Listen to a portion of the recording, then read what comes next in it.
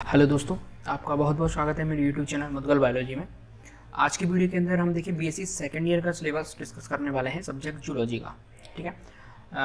इससे पहले एक्चुअली क्या है, हमने बीएससी फर्स्ट ईयर का जो सिलेबस था वो डिस्कस कर लिया है और नेक्स्ट वीडियो में हम थर्ड ईयर का सिलेबस डिस्कस करेंगे। ठीक है। क्योंकि काफ़ी डिमांड आ रही थी बच्चों की, स्टूडेंट्स की, कि सर सिलेबस पर वीडियो बनाइए, तो मैं वीडियो सिलेबस पे लेके आया हूँ। ये जो सिलेबस है वो आपका कंप्लीट सिलेबस है। ठीक है।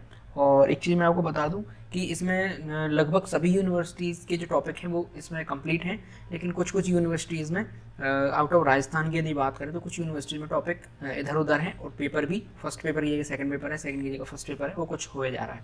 ठीक है। लेकिन हम बेसिक बात करते हैं तो टॉपिक जो है वो लगभग लगभग सब में सेम है। ठीक है। तो सबसे पहले हम पेपर की स्कीम देख लेते हैं, यानी कि पेपर किस तरीके से पूछे जाते हैं और क्या क्या उसका पैटर्न होता है पेपर का। तो मैक्सिमम मार्क्स 100 मार्क्स होते हैं और मिनिमम 36 होते हैं। और ये मैं आपको क्यों समझा रहा हूँ, क्योंकि इस साल जो है वो फर्स्ट ईयर के लगभग जितनी भी यूनिवर्सिटीज़ हैं उनके फर्स्ट ईयर के एग्ज़ाम नहीं हुए हैं और वो डायरेक्ट सेकंड ईयर में प्रमोट किए गए हैं। ठीक है। तो अभी आप सेकंड ईयर के अंदर आए हो तो आई होप आपको पता नहीं होगा कि किस तरीके से, यानी कि ये जो सेकंड ईयर का सेशन था इसमें किस तरीके से पेपर्स वगैरह होते हैं, किस किस तरीके से डिस्ट्रीब्यूशन मार्क्स का होता है। ठीक है। तो देखिए मैं आपको बता दूं, पेपर फर्स्ट जो है आपका 33 मार्क्स का होता है। ठीक है। और पेपर सेकंड है वो भी 33 मार्क्स का होता है, पेपर थर्ड है वो आपका 34 मार्क्स का होता है। ऐसे करके ये जो तीनों जो रिटन है आपकी थ्योरी है ये हो जाते हैं 100 मार्क्स के। ठीक है। ये हो जाते हैं 100 मार्क्स के और ये 50 आपका मार्क्स हो जाते हैं आपके प्रैक्टिकल के। ठीक है। और ऐसे करके ये बन जाता है 150 का आपका एक सब्जेक्ट बन जाती है। ठीक है। तो यहाँ पे जो 150 की सब्जेक्ट बनी है वो जूलॉजी सब्जेक्ट बनी है। ठीक है। चलिए आगे बढ़ते हैं हम। जो आपकी सेकंड ईयर है उसमें पेपर फर्स्ट है आपका structure and functions of invertebrates, यानी कि जो अकशेरुकी हैं उनकी संरचना और उनके जो कार्य की है उसके बारे में यहाँ पे हमें पढ़ना है इस पेपर के अंदर। ये काफ़ी इंपॉर्टेंट पेपर होता है। ठीक है। और सेकंड पेपर की यदि हम बात करते हैं तो वो है animal physiology and biochemistry. Animal physiology यहाँ पर जो ध्यान दिया गया है वो मोस्टली मेमिलियंस पर ध्यान दिया गया, यानी स्तनधारियों पर ज़्यादा मोस्ट ध्यान दिया गया है एनिमल फिजियोलॉजी के अंदर। और बायोकेमिस्ट्री जो कि आप जानते हैं, बायोकेमिस्ट्री बायोलॉजी की ही ब्रांच है जिसके अंदर प्रोटीन्स और आपकी लिपिड्स, कार्बोहाइड्रेट्स सबके बारे में वर्णन है और किस तरीके से हमारी बॉडी में एब्जॉर्प्शन वगैरह होते हैं, वो सारी चीज़ें इसमें पढ़ने हैं। अभी हम देखेंगे आगे कौन कौन से टॉपिक इसके अंदर है।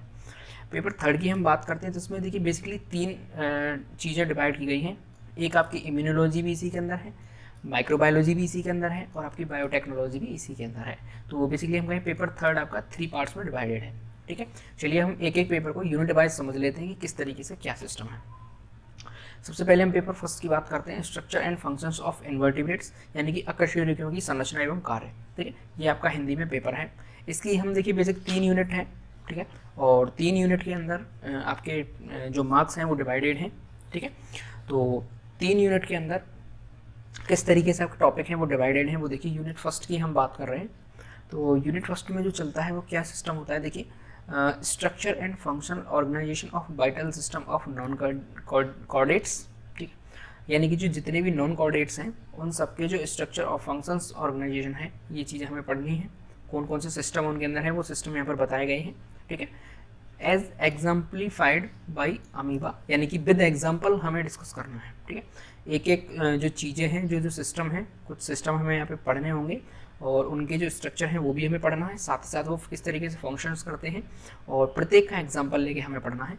जैसे कि एग्जाम्पल में, जैसे कि अमीबा में हमें पढ़ने हैं, पैरामीशियम में हमें पढ़ना है, यूग्लिना में, obelia, sycon, fasciola hepatica, taenia solium, nereis, hirudinaria और पैलियमोन, लेमिलाइडेंस एंड पाइला एंड एस्टियरिस। ठीक है। तो इनके एग्जाम्पल लेके हमें ये जो टॉपिक्स दिए गए हैं आपके वाइटल ऑर्गन्स, इन ऑर्गन्स या सिस्टम के बारे में हमें पढ़ना है। जैसे कि सबसे पहले सिस्टम की तरफ हम बढ़ते हैं तो वो हमें लोकोमोशन पढ़ना है, यानी कि हिंदी में हम बात करें तो गति या गमन। ठीक है। और इसके अंदर देखिए हमें एग्जाम्पल हमें बता दिए गए हैं कि सबसे पहले हमें अमीबा के अंदर गमन पढ़ना है जिसे हम स्यूडोपोडिया कहते हैं। इसके ऊपर मैं वीडियो बना चुका हूँ, आप देख लीजिएगा, लिंक आपको नीचे मिल जाएगी। ठीक है। उसके बाद पैरामीशियम में गमन होता है, सीलियरी लोकोमोशन जिसे कहते हैं, सीलिया के थ्रू में गमन होता है, इस पर भी मैं वीडियो बना चुका हूँ। और एक गमन होता है फ्लैजिला के थ्रू गमन, जिसे फ्लैजिलर लोकोमोशन या फ्लैजिलरी लोकोमोशन कहते हैं, वो कि यूग्लिना के अंदर पाया जाता है। और एक होता है पैरापोडियल, जैसे कि नीरीज के अंदर जो लोकोमोशन पाया जाता है उसे पैरापोडियल लोकोमोशन कहते हैं और इसी के अंदर हमें इसमें डिस्कस करना है ये। और इसके बाद होता है पीडल मस्कुलर फुट, ठीक है, जो कि पाइला के अंदर पाया जाता है, जिसे कि हम कहते हैं जिसे हम कहते हैं मस्कुलर फुट, ठीक है, यानी कि मांसपेशिया या पेशीय पाद जिसे हम कहते हैं, जो कि पाइला के अंदर पाया जाता है। और ट्यूब फीट होते हैं जो कि एस्टेरियस यानी कि स्टारफिश के अंदर पाए जाते हैं, जिसे नालपाद हिंदी में बोला जाता है, ठीक है। तो इस तरीके से हम जब इतनी सारी चीज़ें पढ़ लेंगे तो हमारा जो लोकोमोशन है वो कंप्लीट हो जाएगा। और यहाँ से मैं यदि क्वेश्चन की बात करूँ तो क्वेश्चन देखिए, एक तो आपका एस्टेरिस से बनता है क्वेश्चन, एक आपका अमीबा से क्वेश्चन बनता है, एक पैरामीशियम से बनता है और एक फ्लैजिला से बनता है, ठीक है। यहाँ से क्वेश्चन आपके बेसिक पूछे जाते हैं और आसानी से क्वेश्चन आप कर सकते हैं, कोई खास इसमें समझने वाली चीज़ नहीं है, बस कुछ थ्योरीज हैं जो कि आपको समझने होंगे। एक बार का स्ट्रक्चर यदि क्लियर हो गया कि किस तरीके से जो लोकोमोशन है वो होता है, तो आपका ये टॉपिक है जो क्लियर हो जाएगा, ठीक है। इसके बाद जो सेकंड जो वाइटल सिस्टम है जो कि हमें पढ़ना है नॉन कोऑर्डिनेट्स का, उसका मतलब है स्केलेटन, यानी कि जो कंकाल तंत्र है वो किस तरीके का पाया जाता है। तो देखिए, कंकाल तंत्र बेसिकली दो प्रकार का होता है, एक एंडोस्केलेटन और एक एक्सोस्केलेटन।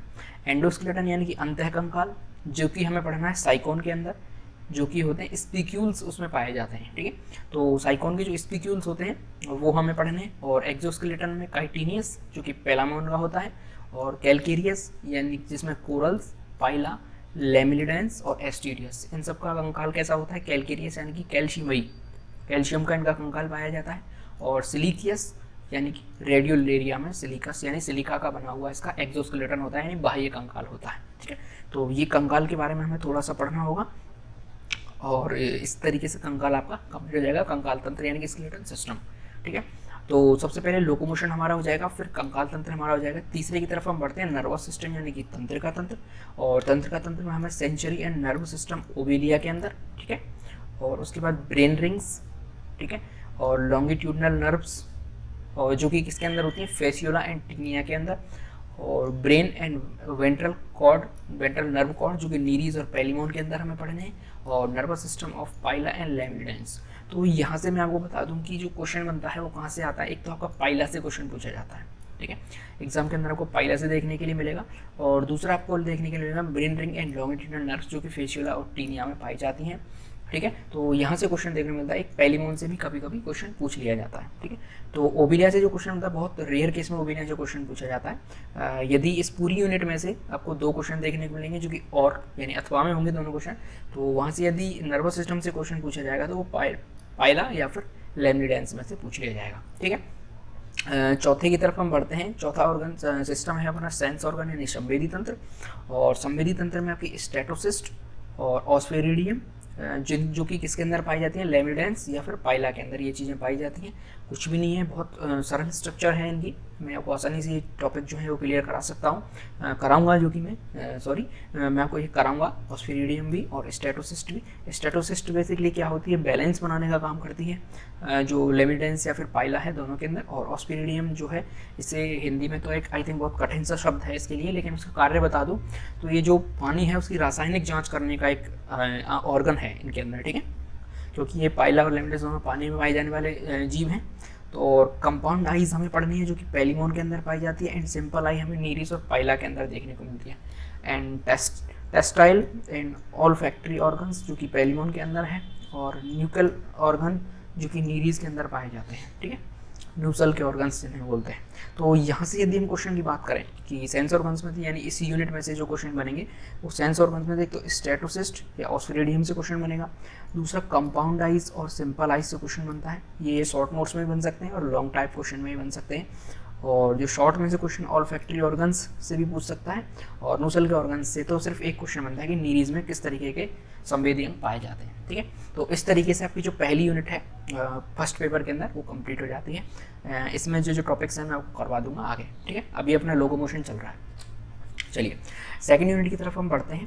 तो सेकेंड यूनिट जो है वो आपकी किसके बारे में, जैसे कि हमने फर्स्ट यूनिट में जो ऑर्गन्स पढ़े थे, सिस्टम पढ़े थे कि कौन कौन से तंत्र हमारे बेसिकली काम आते हैं नॉन कोऑर्डिनेट्स के अंदर या फिर हम कहें इन्वर्टिब्रेट्स के अंदर, ठीक है। और इसके अंदर जो है वो सेकंड पार्ट ही आ जाता है किसका, स्ट्रक्चर एंड फंक्शंस का। तो इसके अंदर आगे के जो ऑर्गन्स हैं जैसे कि फूड, ठीक है, फूड के बाद feeding, digestive structure and digestion, तो ये डाइजेशन सिस्टम से रिलेटेड चीज़ें हैं। अब देखिए जैसे कि ऑटोट्रोपिक होता है वो यूग्लिना होता है। तो ऑटोट्रोपिक यदि हमें पढ़ना होगा, ऑटोट्रोपिक जितने भी एनिमल्स होते हैं या ऑर्गेनिजम्स होते हैं, तो हम जैसे ही यूग्लिना को पढ़ लेंगे तो अपना ये जो ऑटोट्रोपिक है वो कंप्लीट हो जाएगा। ऐसे ही हेट्रोट्रोपिक होते हैं थ्रू फूड वैक्यूल के थ्रू, तो पैरामीशियम को हमें पढ़ना होगा। एंड हाइड्रोइड एंड मेड्यूसॉइड जूइड्स जो होते हैं, यदि ओबेलिया को हम पढ़ लेंगे इसके अंदर। और पैरासिटिक जो होते हैं जैसे कि फेसियोला, टेनिया और हेडोनेरिया, इनको हम बेसिक बात करें तो इन्हें हम जानते हैं, जो फर्स्ट ईयर में हम पढ़ चुके हैं कि फेसियोला और टेनिया, हेडोनेरिया क्या है, पैरासाइट के रूप में पाए जाते हैं बॉडी के अंदर या बॉडी के बाहर। प्रीडेटरी यानी कि जो भक्षक प्रवृत्ति के होते हैं, जैसे कि नीरीज हो गया, पेलिमन हो गया, एस्टीरियस, ये भक्षक प्रकृति के होते हैं, यानी ये शिकारी होते हैं एक तरीके के। और एक होता है फिल्टर फीडिंग, जो कि किसके अंदर पाया जाता है, लेमिडेंस, यानी कि इस तरह की ये फिल्टर कर करके खाता है, यानी कि जो चीज़ें इसके लिए अच्छी होंगी उनको फिल्टर कर लेगा पानी में से और बाकी की वेस्ट को ये बाहर ही छोड़ देता है। तो ये बेसिक हम बात करें सेकेंड जो यूनिट है इसमें, ये पहला जो टॉपिक है वो डाइजेशन का हो गया आपका, ठीक है। चलिए दूसरे की तरफ हम बढ़ते हैं, तो अब रेस्पिरेशन सिस्टम के बारे में हमें पढ़ना होगा, जहाँ पर एक्वेटिक जनरल बॉडी सरफेस से जो रेस्पिरेशन होता है, जैसे कि यूग्लिना, नेग्रिस और हेडोनेरिया, ठीक है, तीन के अंदर जॉक, तीन के अंदर हमें पढ़ लेंगे। और दूसरा डर्मल ब्रैंकियाई, जो कि एस्टीरियस यानी स्टारफिश में पाया जाता है। और एक आपका पैरापोडिया यानी कि नीरीज, पार्श्वपाद कहते हैं हिंदी में पैरापोडिया को, नीरीज के अंदर होता है। और यहाँ से एक नंबर का क्वेश्चन भी बनता है कि पार्श्वपाद के द्वारा जो श्वसन है वो किस जीव में होता है, या फिर नीरीज में श्वसन किन अंगों की सहायता से होता है, ठीक है। यहाँ से एक नंबर का क्वेश्चन भी बनने की संभावना बन जाती है, बहुत बनता भी है क्वेश्चन। गिल्स जो कि पेलिमन और लेमिडेंस और पाइला के अंदर पाए जाते हैं, ठीक है, यहाँ से मोस्ट प्रोबेबली क्वेश्चन बन जाता है, ठीक है। यदि इस यूनिट से क्वेश्चन बनेगा और में लेके तो रेस्पिरेशन में से गिल्स से बनता है question. Aerial and pulmonary sac जो कि पाइला के अंदर पाए जाते हैं, ट्रैकिया जो कि इंसेक्ट्स के अंदर पाई जाती है, और एनारोबिक जो कि फेसियोला और टेनिया के अंदर पाया जाता है। एनारोबिक क्यों पाया जाता है, क्योंकि यहाँ पर ऑक्सीजन इनको नहीं मिल पाती, क्योंकि ये एंडोपैरासाइट के फॉर्म में रहते हैं, फेसियोला हेपेटिका और टेनिया सोलिया, तो इन्हें मजबूरन एनारोबिक रेस्पिरेशन करना पड़ता है। तो इस तरीके से रेस्पिरेशन सिस्टम यहाँ पर हमें पढ़ना होगा, ठीक है। और अगले की तरफ बढ़ते हैं तो सर्कुलेशन यानी सर्कुलेटरी सिस्टम जो है अपना वो पढ़ना होगा। और सर्कुलेशन देखिए, साइक्लोसिस जो कि यूग्लिना और पैरामीशियम के अंदर, यहाँ से क्वेश्चन नहीं पूछा जाता। डिफ्यूज़न जो कि साइकॉन, ओवेरिया, फेसियोला, टीनिया, इनके अंदर क्वेश्चन बन जाता है। और ओपन सर्कुलेटरी सिस्टम जो कि हेडोनेरिया, पेलिमन, लेमिडेंस या फिर पाइला एस्टीरियस। और दूसरा होगा क्लोज सर्कुलेटरी सिस्टम जो कि नीरीज। तो मोस्ट प्रोबेबली क्वेश्चन कहाँ से बनता है, नीरीज से बनता है। यदि पेपर बनाने वाला टफ पेपर बनाएगा तो वो नीरीज से क्वेश्चन पुटअप करेगा, ठीक है। तो इस तरीके से जो स्ट्रक्चर एंड फंक्शंस की सेकंड पार्ट है, या ये वो सेकंड यूनिट के रूप में दी गई है आपके लिए। चलिए थर्ड यूनिट की तरफ हम बढ़ते हैं। तो आगे के सिस्टम हैं आपके, और डाइजेशन अपना हो गया, और रेस्पिरेशन अपना हो गया सेकेंड यूनिट के अंदर, और अपना सर्कुलेशन हो गया। अब जो है आपकी वो रिप्रोडक्शन है, ठीक है। कहीं कहीं एग्जाम में क्या है, जो ये जो रिप्रोडक्शन वाला पोर्शन है ये सेकंड यूनिट में ही दे दिया गया है, और कहीं ये थर्ड यूनिट यानी कि अलग से दे दिया गया है। तो देखते हैं, चलिए इसके अंदर देखिए रिप्रोडक्शन है सबसे पहला। देखिए इसके अंदर रिप्रोडक्शन है, और रिप्रोडक्शन दो टाइप का है, asexual reproduction, alternation of germination and sexual. तो एसेक्सुअल में हमें पैरामीशियम, यूग्लिना, साइकॉन के अंदर, और अल्टरनेशन ऑफ जनरेशन एंड ओवेरिया, यहाँ से ही क्वेश्चन बनता है, ठीक है। क्योंकि अल्टरनेशन ऑफ जनरेशन यानी कि पीढ़ी एकांतरण से क्वेश्चन बनता है 101% बनता है। यदि रिप्रोडक्शन से क्वेश्चन आएगा तो ये जरूर होगा 100%, ठीक है। और जो सेक्सुअल रिप्रोडक्शन है वो फेसियोला, टेनिया, नीरीज, लेमिडेंस, पाइला, हेडोनेरिया, एस्टीरियस, ठीक है। तो इन सब के अंदर सेक्सुअल रिप्रोडक्शन पाया जाता है, ठीक है। चलिए दूसरी तरफ हम बढ़ते हैं, तो सैलिएंट फीचर ऑफ हेमिकॉर्डेटा, ठीक है। तो ये इनवर्टिब्रेट चल रहे थे, अब अपने हेमिकॉर्डेटा की तरफ आए, और सैलिएंट फीचर्स ऑफ हेमिकॉर्डेटा, तो इसके लिए हमें वेलेनोग्लोसस, एक ही एनिमल्स है हेमिकॉर्डेटा के अंदर, वेलेनोग्लोसस, यदि हम उसके फीचर्स पढ़ लेंगे तो ऑटोमेटिक हमें हेमिकॉर्डेटा के क्वेश्चंस जो हैं वो हम सही कर सकते हैं। और हेमिकॉर्डेटा से सिर्फ यदि क्वेश्चन बनता है तो लॉन्ग बनता है, और उसमें सीधा क्वेश्चन पूछा जाता है कि हेमिकॉर्डेटा के या फिर वेलेनोग्लोसस के सामान्य जो अभिलक्षण हैं वो लिखिए, ठीक है। सीधा क्वेश्चन बनता है यहाँ से। Evolution of canal system of sponge, sponge में जो कैनाल सिस्टम पाया जाता है यानी नाल तंत्र पाया जाता है वो किस किस तरीके का पाया जाता है, यहाँ से भी लॉन्ग क्वेश्चन बनता है। 6 नंबर का, 4-5 नंबर के जितने भी जिस हिसाब से नंबर डिवाइड होते हैं वो लॉन्ग क्वेश्चन यहाँ से बनता है कैनाल सिस्टम ऑफ स्पंज के अंदर, ठीक है। दूसरा है parasitic adaptation in helminths and arthropod. तो इनके अंदर है कि किस तरीके से जो इनके अंदर हेलमिंथीज हैं और जो आर्थ्रोपोड्स हैं किस तरीके के जो पैरासाइटिक एडेप्टेशंस हैं, यानी कि हम कहें जो परजीवी जो इनके अंदर अनुकूलन है वो कौन कौन से प्रकार के होते हैं, किस तरीके से इन्होंने उसको अडॉप्ट किया है। ठीक है, तो वो सारी चीज़ें इस चैप्टर के अंदर आती हैं अपने। अगला है social organisation and termites and bees, यानी कि मधुमक्खी और दीमक के अंदर क्या है आपका सामाजिक ऑर्गेनाइजेशन है, सोशल ऑर्गेनाइजेशन, सामाजिकता, ये है यहाँ से क्वेश्चन, और यहाँ से भी क्वेश्चन बन जाता है। ठीक, बनता ही है, ये समझ लीजिए। और एक है आपका direct indirect development in insects, यानी कि प्रत्यक्ष अप्रत्यक्ष परिवर्धन किसके अंदर, कीटों के अंदर, यहाँ से भी क्वेश्चन बन जाता है। और यहाँ जो आपके लार्वाज बनते हैं जैसे कि क्रस्टेशियन लार्वा, और ये जो लार्वा बनते हैं आपके क्रस्टेशियन लार्वा वगैरह, वो चीज़ें यहाँ इसके अंदर आती है और यहाँ से क्वेश्चन बहुत कम बनता है। ठीक है, अगला है water vascular system of starfish, यहाँ से भी क्वेश्चन बन जाता है। ठीक है, और लॉन्ग क्वेश्चन ही बनता है यहाँ से water vascular system of canal यानी स्टारफिश से। तो ये आपका पेपर फर्स्ट था। ठीक है, तो मैंने आपको सभी यूनिट के अंदर बता दिया कि क्वेश्चन कहाँ कहाँ से बनता है। ठीक है, तो चलिए पेपर फर्स्ट अपना कंप्लीट हो चुका है। ये चीज़ें हमें इसके अंदर पढ़नी है, बेसिक्स आइडिया मैंने आपको दे दिया। अब हम पेपर सेकंड की तरफ बढ़ते हैं, जो कि एनिमल फिजियोलॉजी एंड बायोकेमिस्ट्री, जिसे हिंदी में बोलेंगे जंतु कार्यकी एवं जैव रसायन। ठीक, जैव रसायन बायोकेमिस्ट्री, जो कि अलग से पोर्शन दिया गया है, आपकी एक अलग यूनिट यहाँ पर कर दी गई है। तो यूनिट फर्स्ट और यूनिट सेकेंड के अंदर एनिमल फिजियोलॉजी है और यूनिट थर्ड के अंदर आपकी कंप्लीट बायोकेमिस्ट्री है। तो पहली यूनिट के अंदर देखिए क्या है, animal physiology with special reference to mammals, यानी कि एनिमल फिजियोलॉजी हमें पढ़नी है और स्पेशली किसकी पढ़नी है, मैमल्स की स्पेशली हमें पढ़नी है। तो सबसे पहले जो पढ़नी है फिजियोलॉजी के अंदर ओस्मो रेगुलेशन, जिसे हिंदी में बोलते हैं परासरण नियमन, और membrane permeability and active and passive transport across membrane, किस तरीके से जो आपका निष्क्रिय और सक्रिय अभिगमन किस तरीके से होता है, तो वो सब परासरण के अंदर ही आ जाएगा। ठीक है, दूसरी पढ़नी है अपने को फिजियोलॉजी ऑफ डाइजेशन। ठीक है, और डाइजेशन इससे पहले पेपर में भी हमने पढ़ा था, लेकिन वो इनवर्टिब्रेट्स के अंदर था। और यहाँ पर जो मेमल्स के अंदर हमें पढ़ना है कि नेचर ऑफ फूड स्टॉक, किस किस प्रकार का भोजन पाया जाता है, various types of digestive enzymes, कौन कौन से डाइजेस्टिव एंजाइम्स हैं, and their digestive action in the alimentary canal. तो कंप्लीट जो डाइजेशन है, मैं एक बता दूं आपको, complete digestion, physiology of digestion का मतलब कंप्लीट डाइजेशन आपको यहाँ पर पढ़ना है ह्यूमंस के अंदर और जितने भी मैमल्स हैं उन सब के अंदर। ठीक है, और आगे बढ़ते हैं अपने अपन। तो फिजियोलॉजी ऑफ सर्कुलेशन, यानी कि सर्कुलेशन अब हमें पढ़ना है यहाँ पर, और ये है परिसंचरण तंत्र, तो composition and function of blood. तो बेसिक यहाँ पर जो ह्यूमंस की बात ही की गई है, मैमल्स के अंदर ह्यूमंस की ही बात की गई है। तो composition and functions of blood, यानी कि जो रक्त का संगठन है वो पढ़ना है और रक्त के जो कार्य हैं वो पढ़ने हैं।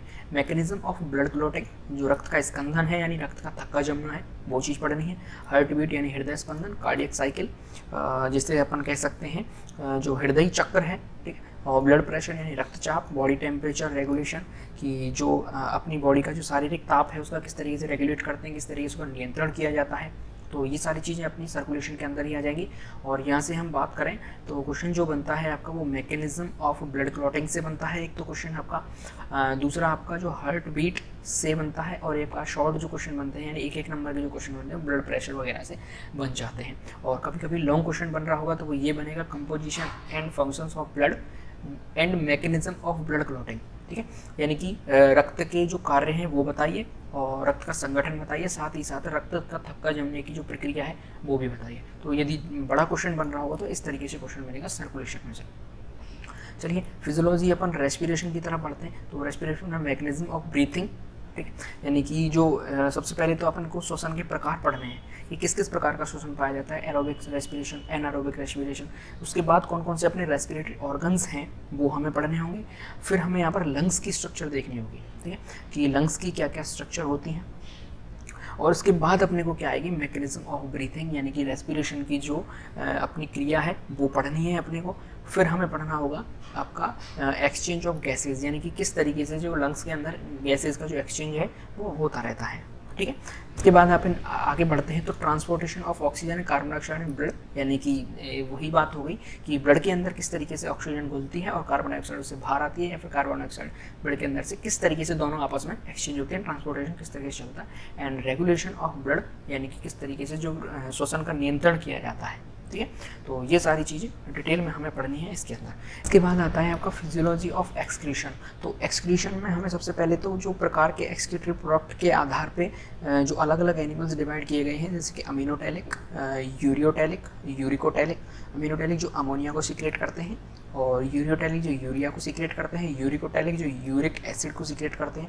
इसके बाद अपन को जो लीवर है उसका रोल देखना है कि वो किस तरीके से एक्सक्रीटरी प्रोडक्ट को बनाता है। उसके बाद फंक्शनल आर्किटेक्चर ऑफ मेमोरियन किडनी की हमें फंक्शंस देखने हैं और उसका जो स्ट्रक्चर है वो हमें देखना है। एंड साथ ही साथ फॉर्मेशन ऑफ यूरिन हमें देखना है कि किस तरीके से यूरिन का फॉर्मेशन होता है। Hormonal regulation of water and electrolyte balance, ठीक है। तो ये सारी चीज़ें हमें पढ़नी है। तो बेसिक यदि यहाँ से क्वेश्चन की बात करेंगे एक्सक्रीशन में से क्वेश्चन कैसे बनता है, तो यदि सरल सा यानी ईजी कोई क्वेश्चन बन रहा होगा तो वो सीधा सीधा पूछ लेगा किडनी की यानी वृक्क की संरचना और कार्यविधि लिखिए, या फिर किडनी की संरचना और मूत्र के निर्माण की क्रियाविधि लिखिए, ठीक है। यहाँ से ये क्वेश्चन बनता है। चलिए, इस तरीके से आपकी यूनिट फर्स्ट जो है वो कंप्लीट हो गई। अब चलिए यूनिट सेकंड की तरफ अपन बढ़ते हैं। चलिए, यूनिट सेकंड में जब हम आते हैं तो यहाँ पर हमें देखना है regulatory aspects of animal physiology, यानी कि अब हमें आगे और फिजियोलॉजी देखनी होगी। जैसे कि सबसे पहले अपन नर्वस सिस्टम की तरफ बढ़ेंगे तो physiology of nerve impulse and reflex action, यानी नर्वस सिस्टम हम यहाँ पर देख रहे हैं ह्यूमंस का। फंक्शनल आर्किटेक्चर ऑफ न्यूरॉन की संरचना हमें देखनी है। Origin and propagation of nervous impulse, nerve impulse किस तरीके से बनते हैं और किस तरीके से वो एक दूसरे में ट्रांसफर होते हैं नर्व्स के अंदर, एक नर्व से दूसरे नर्व्स के अंदर किस तरीके से वो ट्रांसफर होते हैं। Sympathetic transmission, spinal reflex arc, reflex arc, ठीक है, और central control of reflex action. तो कुल मिला के जो कंप्लीट नर्वस सिस्टम है वो अपना यहाँ पर कंप्लीट हो जाता है। और जो रिफ्लेक्स एक्शन है, ठीक है, यानी कि जो प्रतिवर्ती क्रिया है और जो नर्व इम्पल्स है उसकी हमें क्रियाविधि हमें यहाँ पर कंप्लीट पढ़नी होगी। तो एक तो यहाँ से टफ क्वेश्चन बनता है थोड़ा सा, यदि इजी बन रहा होगा तो न्यूरॉन की संरचना वो पूछ लेगा, और ये थोड़ा सा टफ क्वेश्चन बन रहा होगा तो वो रिफ्लेक्स एक्शन में या प्रतिवर्ती क्रिया से क्वेश्चन पूछ लेता है। दूसरा जो थोड़ा हार्ड टॉपिक पड़ता है वो पड़ता है फिजियोलॉजी ऑफ मसल कॉन्ट्रैक्शन, ठीक है, यानी कि जो हम कहें पेशीय संकुचन की जो क्रियाविधि है यानी कार्य की है उसके बारे में। तो functional architecture of skeletal muscles, यानी कि जितने प्रकार के मसल्स हैं उनके फंक्शंस हमें देखने हैं और उनका किस तरीके से संरचना है वो हमें देखना है। And chemical and biophysical event during contraction and relaxation of muscle fibres, यानी कि किस तरीके के केमिकल और बायोफिजिकल चेंजेस होते हैं जो मसल कॉन्ट्रैक्ट होती हैं और जो मसल रिलैक्स मोड में जाती है। तो मैं ये मान के चलता हूँ कि ये जो यूनिट है ये सबसे टफ यूनिट है, ठीक है। और मुझे यूट्यूब पे कहीं भी जो मसल कॉन्ट्रैक्शन है उससे रिलेटेड कोई संतुष्टिजनक वीडियो हम कहें जिससे कि बच्चे इजीली समझ पाएँ वो मुझे नहीं मिला, लेकिन मैं आशा करता हूँ जब मैं वीडियो बनाऊँगा तो आपको इजीली वो चीज़ समझ में आ जाएगी, ठीक है। आगे बढ़ते हैं तो एंडोक्राइन सिस्टम की तरफ बढ़ते हैं। तो सबसे पहले एंडोक्राइन ग्लैंड्स के प्रकार हमें देखने हैं और उनके सीक्रेशन एंड फंक्शंस हमें देखने हैं, जैसे कि pituitary, adrenal, thyroid, islets of langerhans, testis and ovary. और elementary idea about mechanism of hormone action, यानी कि हार्मोन किस तरीके से एक्ट करते हैं, ठीक है। तो ये अपने को एंडोक्राइन सिस्टम आ गया यहाँ पे, इसकी फिजियोलॉजी में पढ़नी है। दूसरा आगे हम पढ़ें तो hormonal control of male and female reproduction and implantation, parturition and lactation in mammals, यानी कि अब यहाँ पर रिप्रोडक्शन के बारे में डिटेल में बात की गई है कि कौन कौन से हार्मोनल कंट्रोल होते हैं मेल और फीमेल रिप्रोडक्शन को जो कंट्रोल करते हैं, इम्प्लांटेशन क्या होता है, पार्चुरेशन क्या होता है, एंड लैक्टेशन इन मैमल्स, यानी कि जो दुग्ध स्रावन की क्रिया है वो किस तरीके से ह्यूमंस के अंदर होती है, ठीक है। आगे अपन बढ़ते हैं तो अगला टॉपिक आता है preliminary idea of neurosecretion, hypothalamic control of pituitary function, neuro endocrine and endocrine mechanism of insecta, यानी कि कीटों के अंदर जो आपकी अंतःस्रावी ग्रंथियां हैं एंडोक्राइन ग्लैंड से वो किस तरीके से फंक्शंस करती हैं, ये सारी चीज़ें हमें इस यूनिट के अंदर पढ़नी है, ठीक है। आगे अपन बढ़ेंगे तो सेक्शन सी आएगा, यानी यूनिट थर्ड आएगी आपकी, और यूनिट थर्ड के अंदर कंप्लीट आपको बायोकेमिस्ट्री देखने को मिलेगी, जिसमें कि आपको खास कुछ भी नहीं है, आपके कार्बोहाइड्रेट्स हैं, ठीक है। और कार्बोहाइड्रेट्स की जैसे स्ट्रक्चर होगी, फंक्शंस एंड सिग्निफिकेंस हो गए, oxidation of glucose through glycolysis के बारे में हमें पढ़ना होगा, क्रेब्स साइकिल के बारे में, ऑक्सीडेटिव फॉस्फोराइलेशन के बारे में हमें पढ़ना होगा यहाँ पर। एंड आगे हम पढ़ें तो elementary knowledge of interconversion of glycogen and glucose in liver, role of insulin, यानी कि किस तरीके से जो ग्लूकोज है वो ग्लाइकोजन में बदलता है एंड जो ग्लाइकोजन है वो वापस ग्लूकोज में किस तरीके से बदलता है, ये सारी प्रोसेस लीवर के अंदर होती है। तो ये हमें डिटेल में पढ़ना होगा, और इंसुलिन का क्या रोल है इन सब चीज़ों में, ठीक है। तो बायोकेमिस्ट्री के अंदर कार्बोहाइड्रेट में इतना हमें पढ़ना है, ठीक है। आगे अपन बढ़ें तो आगे अपने को प्रोटीन्स आ जाते हैं, और प्रोटीन्स के अंदर आपको essential non essential amino acids पढ़ने हैं, फिर आपको catabolism, decarboxylation, fate of ammonia और ornithine cycle, and fate of carbon skeleton, structure, functions and significance. हाँ, मैं आपको बताऊं तो सबसे पहले आपको अमीनो एसिड्स के टाइप्स पढ़ने होंगे, एंड ऑर्निथिन साइकिल ये आपको बहुत पूछा जाता है और क्वेश्चन यहाँ यहीं से आता है, ये मान लीजिए, ठीक है। और जो कार्बन स्केलेटन है उसका क्या भविष्य होता है, और स्ट्रक्चर क्या होती है, फंक्शन एंड सिग्निफिकेंस किसके, प्रोटीन्स के। ये सारी चीज़ें हमें प्रोटीन्स के चैप्टर में पढ़नी होंगी। इसके बाद लिपिड्स आ जाते हैं, तो लिपिड्स की structure, functions and significance, lipids के bio synthetic and beta oxidative pathways of fatty acid, यानी फैटी एसिड जो है उनका बीटा ऑक्सीडेटिव यानी बीटा ऑक्सीडेशन किस प्रकार से होता है, and brief account of biosynthesis of triglyceride. Triglyceride भी एक तरीके से लिपिड्स का प्रकार है, तो ये भी हमें इसके अंदर पढ़ना होगा। और एक जो चीज़ें हैं जो कि यहाँ पर नहीं लिखी गई है इसके अंदर, एक जो क्वेश्चन बनता है आपका चौथा, वो एंजाइम से क्वेश्चन बनता है, ठीक है। एक आपका एंजाइम और है इसी के अंदर, जो कि काफ़ी यूनिवर्सिटी के अंदर पूछा जाता है, जो कि मैं आपको आगे पढ़ा दूंगा। तो इस तरीके से आपका सेकंड पेपर कंप्लीट हो जाता है, और मैं ये मान के चलता हूँ कि ये जो पेपर है काफ़ी टफ पेपर माना जाता है सेकंड पेपर, ठीक है, जूलॉजी का। थर्ड पेपर है जिसके 3 पार्ट्स किए गए हैं, इम्यूनोलॉजी, माइक्रोबायोलॉजी एंड बायोटेक्नोलॉजी, और तीनों ही काफ़ी इजी पार्ट हैं आपके। जैसे कि फर्स्ट इम्यूनोलॉजी की जो बेसिक चीज़ें हैं, यानी डेफिनेशन, इम्यूनिटी के जो टाइप्स हैं, जैसे कि innate and acquired, humoral and cell mediate organs of immune system. तो ये बेसिक है इम्यूनोलॉजी का, ठीक, जो कि मैंने आपको करा दिया है। आप यूट्यूब पे वीडियोस देख सकते हैं मेरी, प्लेलिस्ट मैं आपको नीचे प्रोवाइड करवा दूंगा। दूसरे अपन बात करते हैं एंटीजन एंड एंटीबॉडीज़ क्या होते हैं, and antigenicity of molecules, hapten antibody types, ठीक है, ये भी मैं करा चुका हूँ आपको। और नीचे अपन पढ़ते हैं antigen antibody reaction and precipitation reaction, agglutination reaction, neutralising reaction, complement and lytic reaction and phagocytosis, ये भी मैं आपको करा चुका हूँ, ठीक है। और इम्यूनिटी रेगुलेटिंग सेल्स, जैसे कि macrophages, lymphocytes, B lymphocyte, T lymphocyte, T helper cell, T killer cell, plasma cells and memory cells, ये भी मैंने आपको करा दिया है।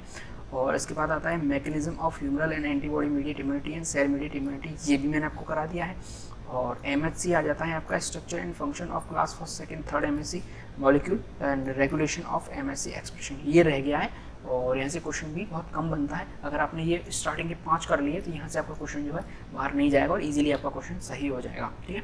आप जरूर देखिए, क्योंकि मेरी जो वीडियोस हैं इम्यूनोलॉजी के अंदर वो काफ़ी अच्छा रिस्पॉन्स कर रही हैं यूट्यूब पर, तो आई होप आपको भी जरूर पसंद आएंगी इम्यूनोलॉजी की मेरी वीडियोज़, ठीक है। चलिए आगे बढ़ते हैं। तो अब आता है माइक्रोबायोलॉजी अपनी। तो माइक्रोबायोलॉजी के अंदर देखिए बेसिक कुछ भी नहीं है माइक्रोबायोलॉजी के अंदर, काफ़ी इजी है माइक्रोबायोलॉजी। तो इसके अंदर brief introduction of history of microbiology, यानी कुछ हिस्ट्री वगैरह पढ़नी है माइक्रोबायोलॉजी, जो कि क्योरिटी पोर्शन है अपना। एक एक नंबर क्वेश्चन यहाँ से बनते हैं। अगला है प्रोकैरियोट, यानी बैक्टीरिया हमें पढ़ना है। बैक्टीरिया का जो स्ट्रक्चरल ऑर्गेनाइजेशन है, यानी कि साइज, शेप, पैटर्न्स क्या होता है, और इस तरीके से स्ट्रक्चरल ऑर्गेनाइजेशन बैक्टीरिया का जो कि हमें पढ़ना है इसके अंदर। जैसे कि स्लाइम लेयर, कैप्सूल जैसे कहते हैं, cell envelope, cytoplasmic membrane, inner membrane, cell wall, gram negative gram positive bacteria क्या होते हैं, मेसोसोम्स क्या होती है, cytoplasm organisation, cell projection, flagella pili, ठीक है। तो ये सारी चीज़ें बेसिक सी चीज़ें हैं बैक्टीरिया के बारे में, प्रोकैरियोट्स जिसे हम कह सकते हैं उनके बारे में। इसके बाद जेनेटिक मटेरियल ऑफ बैक्टीरिया, जैसे कि क्रोमोसोम्स और plasmids, replication of bacterial DNA है, ठीक है। ये भी काफ़ी अच्छा टॉपिक है आपका, ऐसे क्वेश्चन बनते हैं काफ़ी। अगला है reproduction in bacteria, asexual reproduction, जैसे कि बाइनरी फ्यूजन से, बडिंग से, एंडोस्पोर फॉर्मेशन से, explore and cyst formation, sexual reproduction, conjugation से, ठीक। तो बैक्टीरिया के अंदर ही हमें रिप्रोडक्शन पढ़ना है। और इसके बाद microbial nutrition culture of bacteria, जैसे कि carbon and energy source, nitrogen and minerals, organic growth factor, environment factor, temperature, hydrogenous concentration, ठीक है। तो ये जो माइक्रोवियल जो नाइट्रोजन कल्चर है बैक्टीरिया का, ठीक है। तो माइक्रोवियल न्यूट्रिशन कल्चर है जो बैक्टीरिया का, यानी किस तरीके से वो पोषण लेता है, ये सारी चीज़ें इसके अंदर हमें पढ़नी है। और किस तरीके से वो ग्रोथ करता है बैक्टीरिया, ये सारी चीज़ें इसके अंदर आ जाती हैं। और उसके बाद हमें बैक्टीरिया ऑफ मेडिकल इम्पोर्टेंस, यानी कि जो बैक्टीरिया हैं उनकी मेडिकल में क्या इंपॉर्टेंस है, क्या उनका महत्व है बैक्टीरिया का मेडिकल में, वो हमें पढ़ना है। जैसे कि ग्राम पॉजिटिव बैक्टीरिया में कोकाई हो गए, जैसे कि स्टेफाइलोकोकाई और स्ट्रेप्टोकोकाई, ठीक है। जो 2 बैक्टीरिया हैं, बेसिलई के अंदर डिप्थीरिया और आपका टेटनस, ठीक है। तो ये ग्राम पॉजिटिव हैं। ऐसे ही ग्राम नेगेटिव हैं, जैसे कि कोकाई में गोनेरिया एंड मेनिंजाइटिस, और इसी प्रकार से बेसिलियाई में आपकी ग्राम नेगेटिव हैं, जैसे डायरिया का, और माइकोबैक्टीरियम, ट्यूबरक्लोसिस और लेप्रोसी, ठीक है। तो ये हमें इनके मतलब रोगजनक कारक और किस तरीके से इनकी जो हम बात करें कि कौन कौन से रोग फैलाते हैं और फिर किस प्रकार के रोगों से हम इनकी सहायता कर सॉरी किस रोगों से हम इनकी निजात पा सकते हैं, क्या क्या इनके इलाज हैं, ये सारी चीज़ें हमें इसके अंदर पढ़नी है इस चैप्टर में। अगला हम बढ़ेंगे तो एड्स एंड हेपेटाइटिस की बात करेंगे। दो अलग से रोग दिए गए हैं एड्स और हेपेटाइटिस के बारे में। तो इनके कॉजेटिव एजेंट्स हमें पढ़ने हैं कि रोग कारक कौन है, ट्रांसमिशन का किस तरीके से वो फैलते हैं, संक्रामक रोग है, असंक्रामक रोग है तो वो किस तरीके से ह्यूमन्स को संक्रमित करते हैं। उसके बाद पैथोजेंसिटी यानी कि हम बात करें कि रोगजनकता क्या है, और अगला है laboratory diagnosis, treatment and prevention, यानी किस तरीके से हम इनका उपचार कर सकते हैं, किस तरीके से हम इनके प्रयोगशाला में परीक्षण करके बचाव और नियंत्रण क्या है इनके। तो दो रोग हैं AIDS and hepatitis section B के अंदर। यहाँ पर आकर आपकी कंप्लीट जो माइक्रोबायोलॉजी है वो हो जाएगी। ठीक है, आगे अपन बढ़ते हैं थर्ड सेक्शन के ऊपर जो कि कंप्लीट आपका बायोटेक्नोलॉजी है। इसमें फर्स्ट पोर्शन में डेफिनेशन है, कुछ भी नहीं है, बायोटेक्नोलॉजी के बारे में बेसिक जानकारी है। इसके बाद आते हैं आपकी वेक्टर जीन ट्रांसफ़र। ठीक है, इसके बाद आता है basic concept of animal cell, tissue, organ and embryo culture. ठीक है, तो ये बायोटेक्नोलॉजी के अंदर आने वाली चीज़ें हैं जो कि अपने को पढ़नी है। और अगला है protoplast fusion in prokaryotes and eukaryotes. Protoplast fusion यानी कि प्रोटोप्लास्ट किस तरीके से संलयित होता है किसके अंदर, यूकैरियोट्स एंड प्रोकैरियोट्स के अंदर। बाद है आपका रिकॉम्बिनेंट डीएनए टेक्नोलॉजी जो कि मोस्ट इंपॉर्टेंट टॉपिक है इसको इस यूनिट का, यहाँ से क्वेश्चन आता ही आता है। ठीक है, अगली है आपकी हाइब्रिडोमा टेक्निक और इसकी जो क्या क्या प्रयोग हैं, PCR, DNA fingerprinting, DNA footprinting, RFLP, RAPD and AELP sorry AFLP, human genome project और genomics and proteomics, brief idea only. इनके बारे में छोटी सी जानकारी हमें लेनी है, लेकिन PCR, DNA fingerprinting, DNA footprinting ये हमें काफ़ी डिटेल में पढ़ने होंगे। ठीक है, रिकॉम्बिनेंट डीएनए टेक्नोलॉजी के अंदर ही ये सारी चीज़ें आ जाती हैं। इसके बाद आता है आपका monoclonal antibodies and their application, ये भी क्वेश्चन यहाँ से शॉर्ट क्वेश्चन बनता है। इसके बाद जेनेटिक इंजीनियर, थोड़ा सा आइडिया लेना है हमें, एप्लीकेशन क्या है जेनेटिक इंजीनियर के, हैजार्ड एंड रेगुलेशन, क्या क्या इसके नियंत्रण या रुकाव की ज़रूरतें हैं और क्या क्या इसके नुकसान हैं। ठीक है, अच्छा इसके बाद अपन बात करते हैं transgenic animals and there uses, यानी कि जो आनुवंशिक अभियांत्रिकी जो है उससे जो ट्रांसजेनिक प्राणी बनाए गए हैं उनके क्या क्या यूजेस हैं और कौन कौन से ऐसे प्राणी हैं, जैसे कि डॉली भेड़ थी। ठीक है, डॉली भेड़ क्या है, एक ट्रांसजेनिक एनिमल है। तो इस तरीके के कुछ एनिमल्स बनाए गए और उनका यूज़ क्या है।